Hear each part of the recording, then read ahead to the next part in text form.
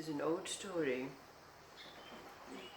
It contains the answer to the question that has been raised over these last days. That question is, where are we? What is it that's there when we no longer need to see by the light of existence or the light of mind? So let's see in its retelling whether we can bring the circle around to complete the long series of stories that has been our exploration into existence or mind, so that we can move on, having completed our mandala, claimed our wholeness. Is that story in a place far away, in a time not unlike where we are now, a state of chaos and change, when there was that young man by the name of Hassan. Now Hassan was young and strong, but he was born into a life of abject poverty. His only possessions were a pickaxe and a spade, and every day he would go out to try to earn a few coins to put bread on the table for himself, his wife, and his 2 children. But Hassan was a happy man because he was married to the most beautiful woman. Her name was Serena, and she was beautiful in every way. So even after the hardest day of toil, he would come back to his beautiful wife and be embraced in all that she was. And although Serena loved her husband dearly, she struggled with this life of poverty. But she had one wish, and that was to be able one day to go and join the other women at the bathhouse and revel in the warm water and the conversation of other women. Now Hassan knew of her wish, and he longed to fulfill it, so he worked extra hard to make the coinage that would allow her to gather up her clean clothes and make the long journey into town to the bathhouse. But Serena, when she arrived at the bathhouse, found that it was closed for the day because there was a very important personage coming to bathe. She was told it was the wife of the king's astrologer. But Serena, having made the long journey, she begged the bathkeeper, "Please allow me. I'll stay right in the corner in the shadow so nobody can see me." So the keeper of the bath allowed her to do so. So making herself small in the corner of the bathhouse, she observed when this important personage came, swathed in silk, accompanied by servants who, when they undressed her, Serena found was the most ugly being she had ever seen. Flab hanging from here and their jowls hanging down, hidden under the veils and silks. But all she thought, although she herself had got used to her life, she could not help but think to herself, how is it that I am so beautiful and so comely, and yet there is this woman so ugly who has such an illustrious position and is so rich and swathed in silk and covered in gold. But after the bath, when Serena went back, it had started a thought within her. So when her beloved husband came home, she told him, Hassan, you have to become an astrologer. But Hassan said, but I know nothing about astrology at all. What can I do? Well, Serena was adamant. She said, if you do not go out and become an astrologer, I am going to leave you. Well, of course, this put the fear of God into poor Hassan.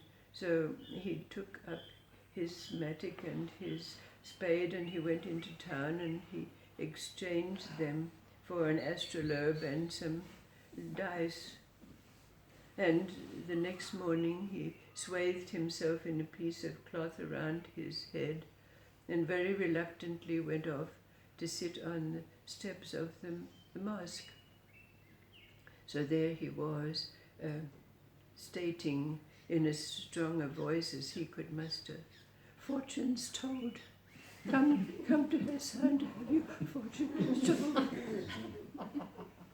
And all of a sudden a very handsome, well-apportioned man came up to him and said, I am the retainer of the richest merchant in town, and he has lost a camel laden with goods.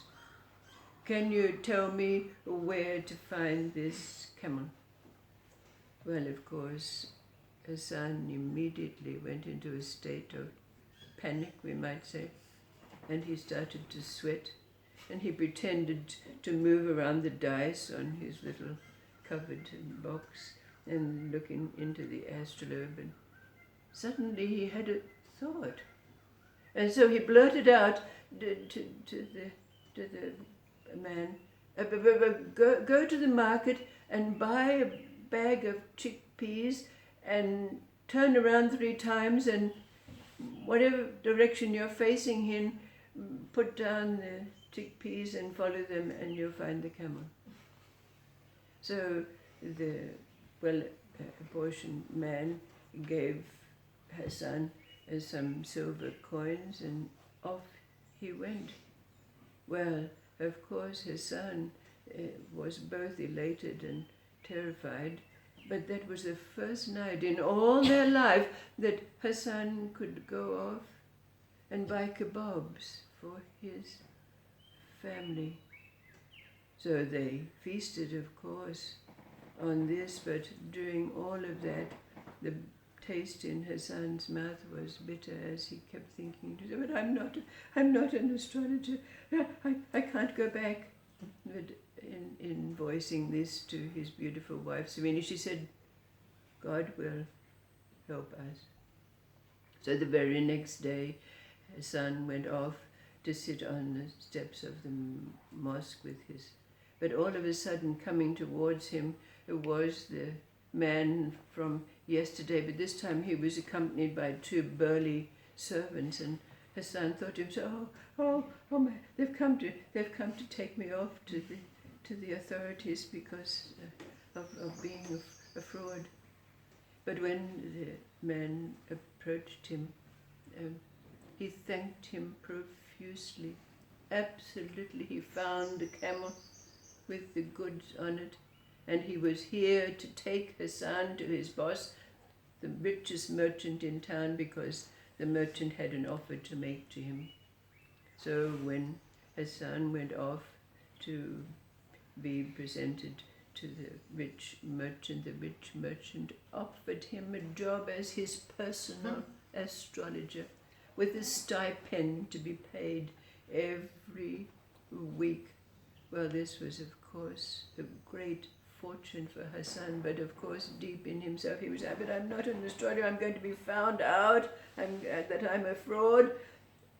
but of course he accepted the job as being the astrologer, and everything was fine for a while.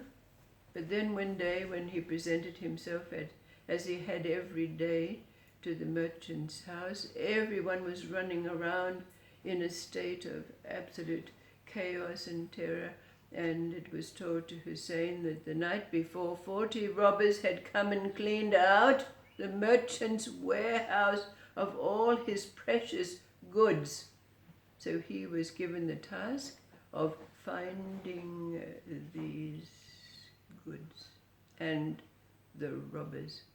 Well, of course, Hassan was absolutely horror-stricken. What could he do? He was not an astrologer. What would he do? Well, he mumbled for time. He said, please, this is a very, very difficult task. You've got to give me time to consult my astrolabe and my dice and so forth. So this is what the merchant did. So Hassan rushed off to his wife and told her what had happened, and she said, "Don't be concerned, God will help us. Now the merchant has given you 40 days to find the answer. Go to the marketplace and buy 40 dates so that we can keep count of the days that are passing." So this is exactly what Hassan did.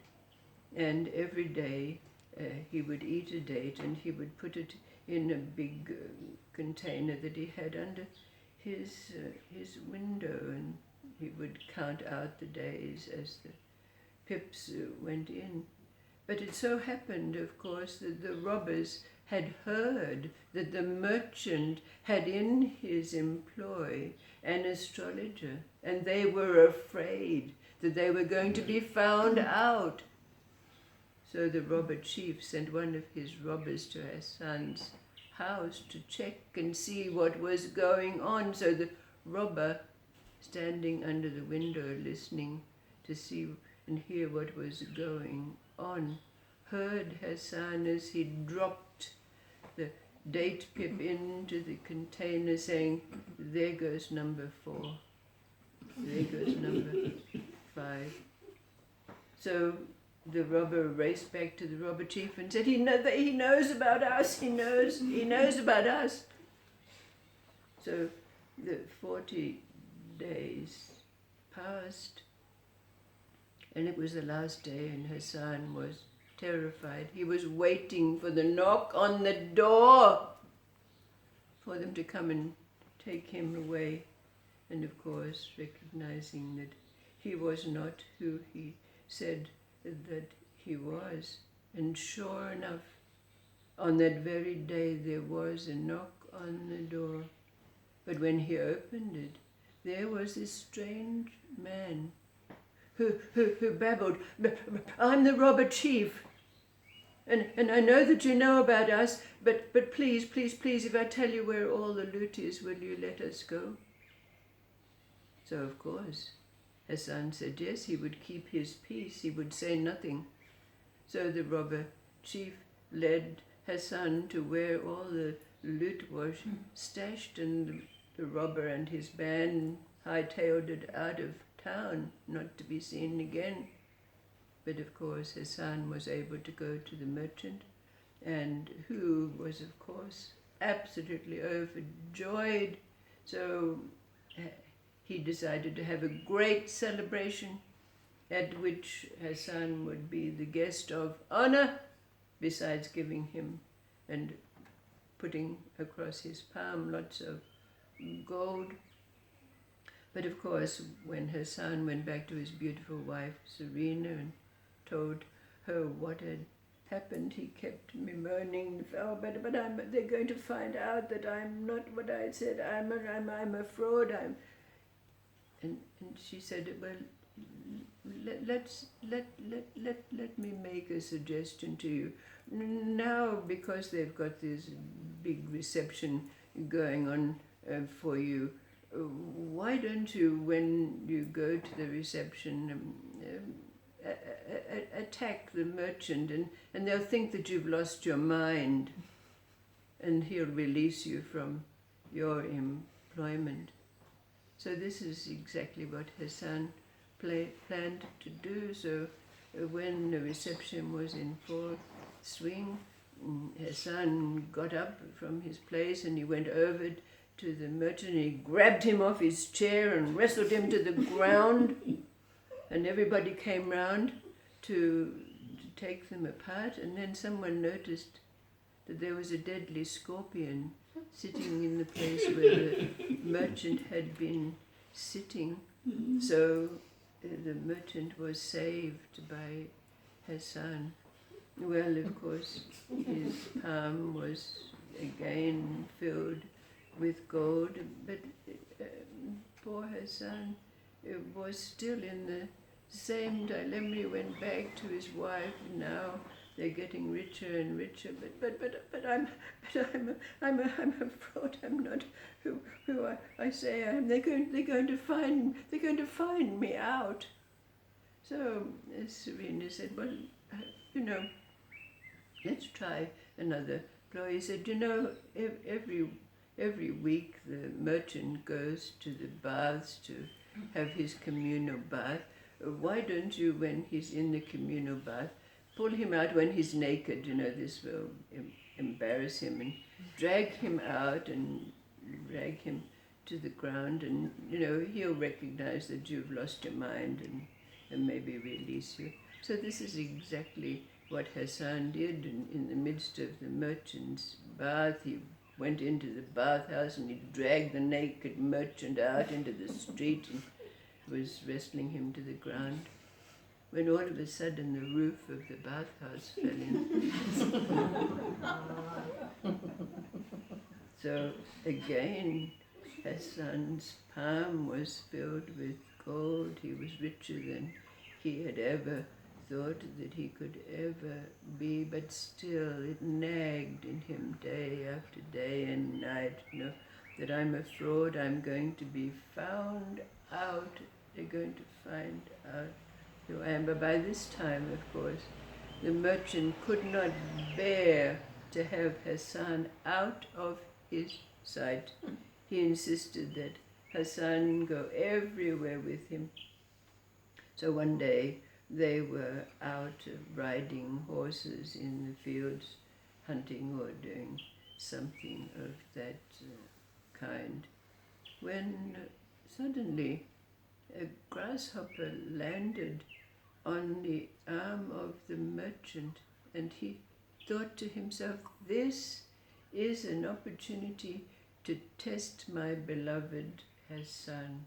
So he rode up to Hassan, and he had the grasshopper in his hand, and he said to Hassan, Hassan, my dear Hassan, tell me what it is that I have in my hand. Now Hassan immediately went into that state of panic, sweating, and then the thought came to him of this childhood thing from, maybe it was a childhood thing, but who knows. But he blurted out, grasshopper in the grass, grasshopper flying, grasshopper in the palm of the hand. The merchant opened his hand to release the grasshopper. But in that very moment, Hassan had what we might call a revelation, and without any further thought, he rode off to go back to his house. And he gathered Serena up in his arms and embraced her and danced around the room. And he said to her, my beloved Serena, I believe God wants me to be an astrologer. I bow to the will of God. But anyway, he was so rich now he didn't need to work any further. So we can see from this story, it very clearly answers the question for us, what is this place? Where are we when we no longer need to see by the light of our sensory awareness or the machinations of our mind? And when we put it together, we can realize that it is a state of heightened alertness, wouldn't you say? To be totally and absolutely, electrifyingly present.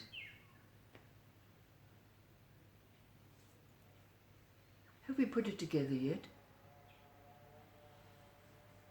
Have we recognized what this place and this state is? Intense, absolutely intense. For the mind, present, alert and aware.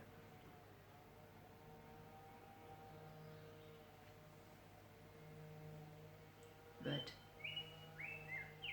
being in that state where we no longer need perceptions, awareness, mind,